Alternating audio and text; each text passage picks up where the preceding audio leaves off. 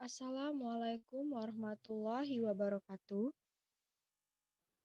Yang terhormat kepada Ibu Dr. Zahra Alwi MPD dan Ibu Ernalida SPD MPhum PhD.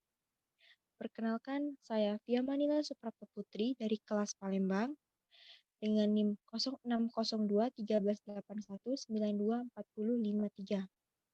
Di sini saya menjelaskan hasil analisis buku teks Pendidikan Pancasila dan Kewarganegaraan. Untuk pertama, ada pendahuluan.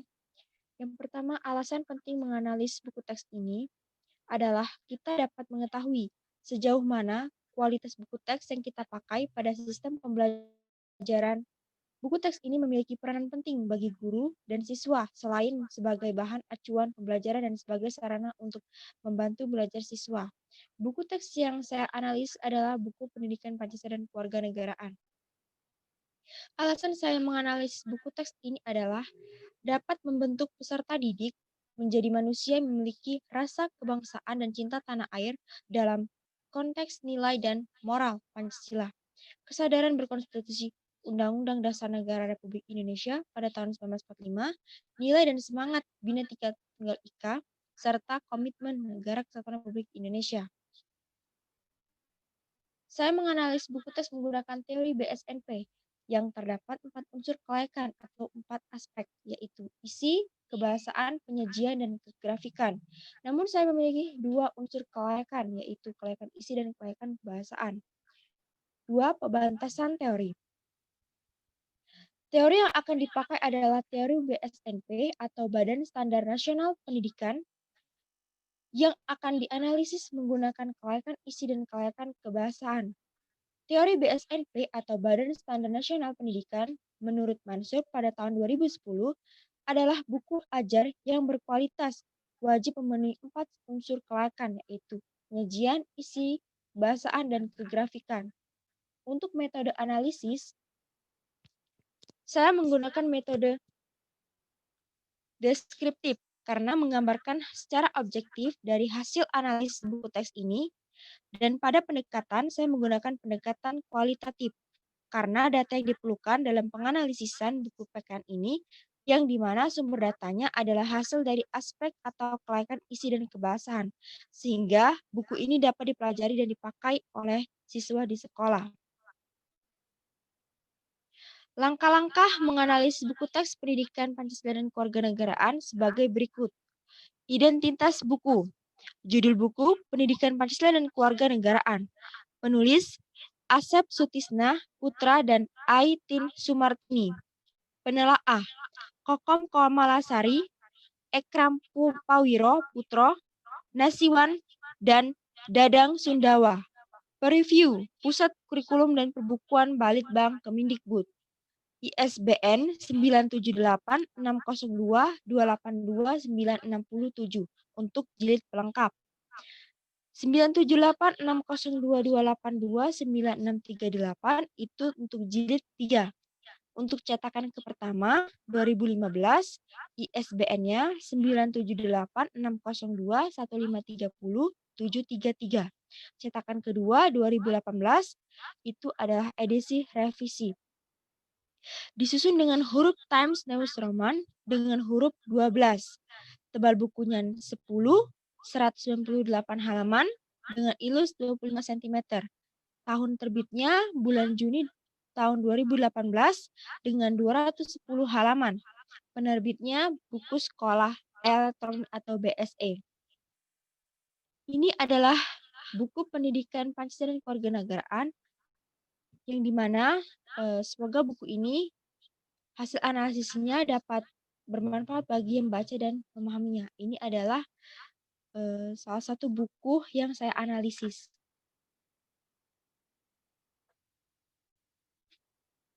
Analisis buku Pendidikan Pancasila ini ada analisis kelayakan isi.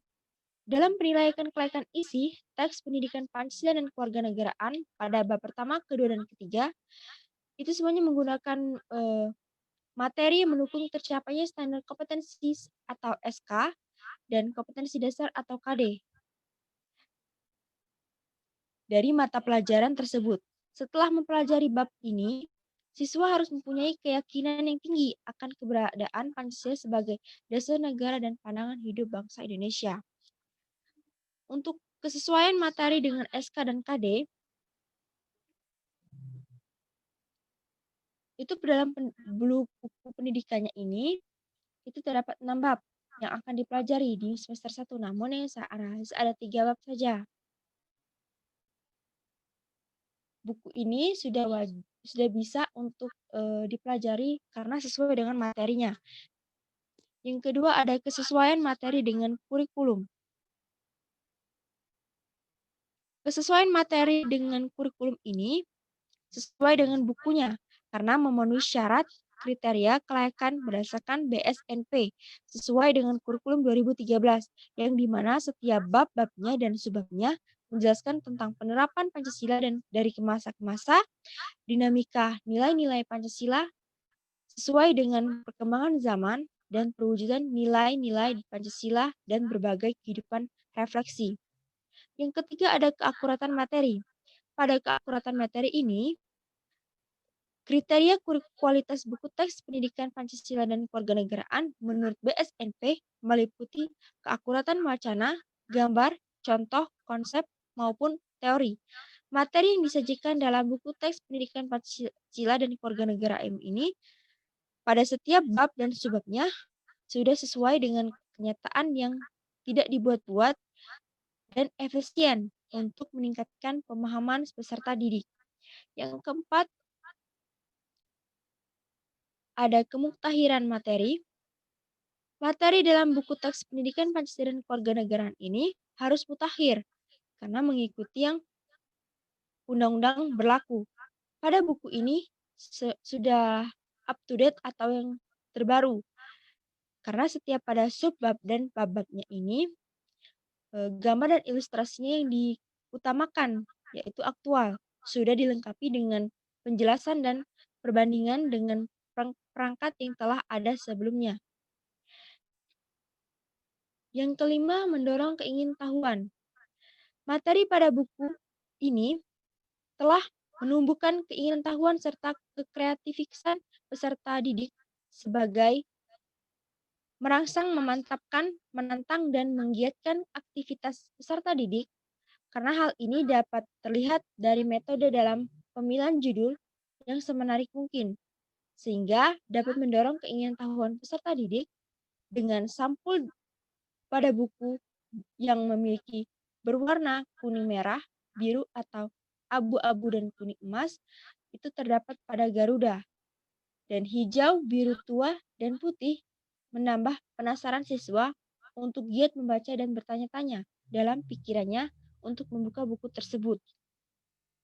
Keenam, itu ada substansi keilmuan dan lifestyle. Pada substansi keilmuan dalam buku teks ini, meliputi Pancasila menghindari otoritarianisme negara serta usaha mengembangkan pluralisme sebagai ciri pemameran dari kebudayaan yang demokratis dan Pancasila dapat memperkuat kebebasan, kesamaan, dan hak-hak sipil dan politik dasar bagi warga negara yang hidup dalam sebuah negara. Kedua substansi ini harus ada dalam materi buku ini, pendidikan Pancasila dan Kewarganegaraan, baik SMP maupun SMA.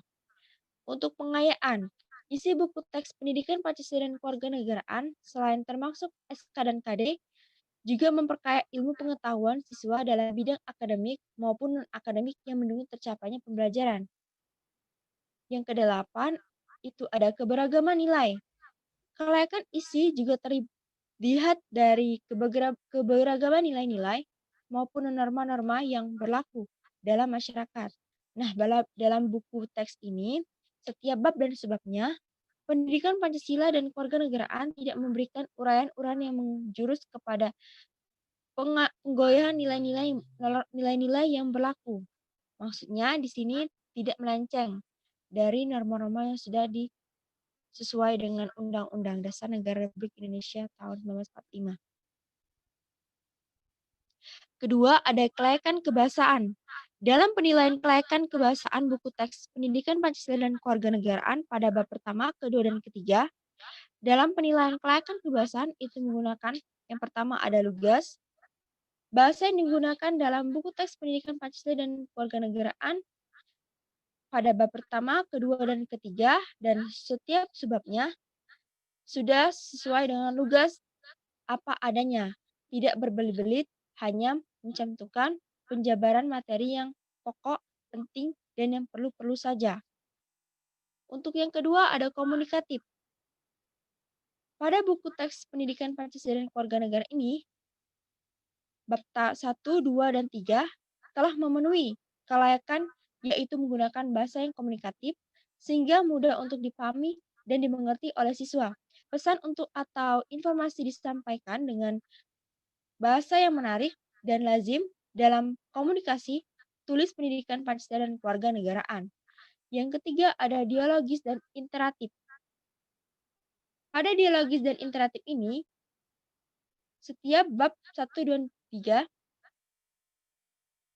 sudah baik menggunakan bahasa yang digunakan, membangkitkan rasa tenang ketika peserta didik membacanya dan mendorong mereka untuk mempelajari buku tersebut. Secara tuntas, selain itu juga buku teks ini harus mendorong siswa untuk berpikir kritis. Bahasa yang digunakan mampu merangsang peserta didik untuk mempertanyakan suatu hal lebih jauh dan mencari jawabannya secara mandiri dari buku teks atau sumber lain informasi lainnya. Yang keempat ada kesesuaian dengan perkembangan peserta didik. Buku teks ini pada bab pertama, kedua, dan ketiga sesuai dengan tingkat perkembangan intelektual peserta didik. Bahasa yang digunakan dalam menjelaskan suatu konsep harus sesuai dengan tingkat perkembangan kognitif peserta didik. Kesesuaian dengan tingkat perkembangan emosional peserta didik juga merupakan hal yang perlu diperhatikan di dalam buku teks pendidikan Pancasila dan Kewarganegaraan. Bahasa yang digunakan sesuai dengan tingkat kematangan emosional peserta didik. Yang kelima ada kesesuaian dengan kaidah buku teks pendidikan Pancasila dan Kewarganegaraan. Dalam penulisan pada bab pertama, kedua, dan ketiga, dan setiap babnya, pada buku teks ini sudah memperhatikan kaidah-kaidah buku teks pendidikan Pancasila dan Kewarganegaraan, baik dan benar, sesuai dengan pedoman ejaan yang disempurnakan oleh KBBI. Untuk yang keenam, penggunaan istilah, simbol, dan ikon.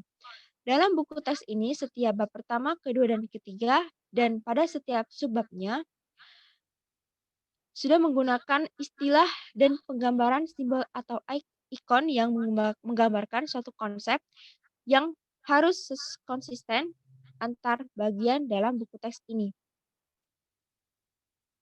Kesimpulannya, buku pendidikan Pancasila dan Kewarganegaraan ini kelas 9 merupakan jawaban atas tuntutan buku pelajaran yang berkualitas.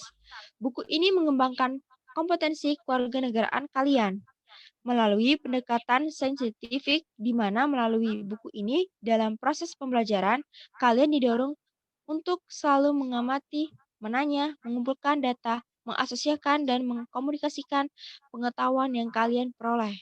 Untuk saran, setelah saya menganalisis buku teks ini bahwa pemerintah sebaiknya lebih mengefisienkan pembelajaran pendidikan kewarganegaraan ini, pendidikan kewarganegaraan dinilai masih kurang dengan pembelajaran yang hanya diadakan 1 kali dalam seminggu.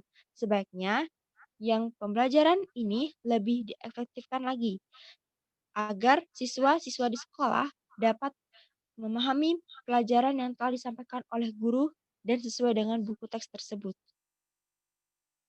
Terima kasih kepada Ibu Dr. Zahra Alwi MPD dan Ibu Erna Lida SPD MHum PhD selaku dosen pembimbing mata kuliah telaah kurikulum dan buku teks pendidikan Pancasila dan Kewarganegaraan. Analis ini masih jauh dari kata sempurna. Untuk itu, saya sangat terbuka dan menerima segala saran yang positif dari Ibu sekalian. Saya akhiri. Wabillahi taufik wal hidayah. Wassalamualaikum warahmatullahi wabarakatuh.